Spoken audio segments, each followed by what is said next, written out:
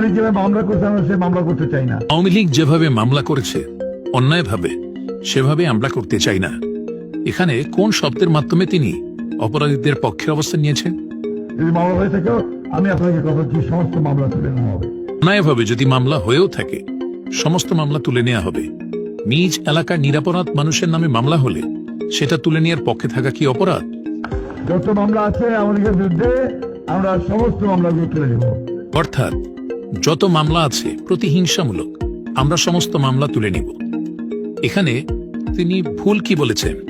যদি কোনো প্রতিহিংসামূলক কোনো মামলা হয়ে থাকে, সেটা আওয়ামী লীগ হোক অন্য যে কোনো দলের বিরুদ্ধেই হোক, সেটার তুলে নেওয়ার পক্ষে তিনি বলেছেন। তিনি অপরাধীদের পক্ষে বলেননি। আমরা ওই প্রতিহিংসা প্রতিশোধের রাজনীতি করবো না। এখানে তিনি বলছেন আমরা আর প্রতিহিংসা প্রতিশোধের রাজনীতি করব না। অর্থাৎ আওয়ামী লীগ যে রাজনীতি করেছে সেটা তারা করবেন না। এখানে তিনি কি ভুল বলেছেন?